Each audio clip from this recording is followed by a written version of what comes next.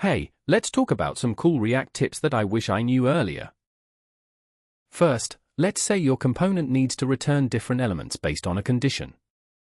You might be tempted to use lots of if-else statements, but this can make your code look messy. Instead, you can use an object map to store the components you want to render. It simplifies how your code looks and makes it easier to add more features later. Plus, it makes your components more declarative, which is a win-win. Here's a bonus tip: try using lazy components in your object map. They don't load unless they're being used, which can make your app run smoother. Give it a try and see how it improves your project.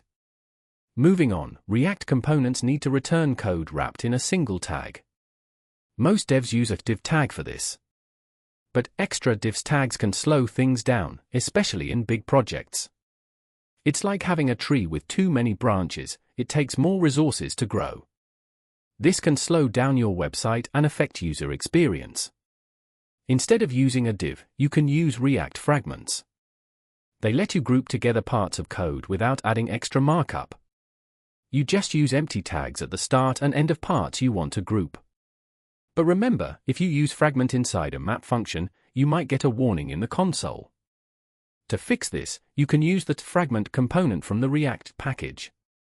It lets you add a key to the fragment, so React can keep track of each item in the list. Now, let's talk about forms in React. If you want to keep track of what users are typing into form fields, you might think of creating a separate state for each field. But if you have lots of fields, it can get complicated quickly. Especially if some fields depend on others, you'll end up updating multiple states when one field changes. It's like a chain reaction that can mess up your code. Don't panic, though.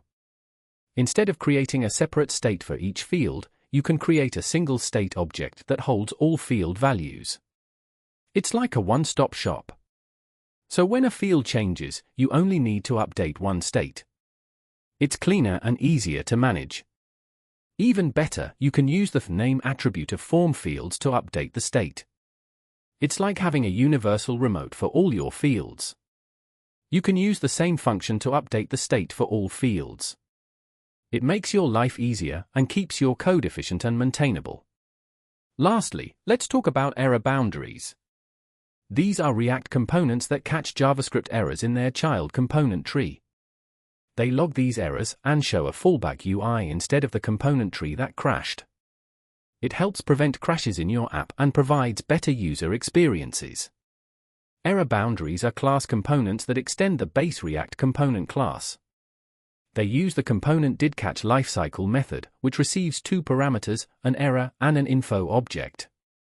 The error parameter contains the actual error, and the info object has details about the component that threw the error. So that's it for my React tips today. I hope you find them useful for your projects. I'll return with more tips in the next video.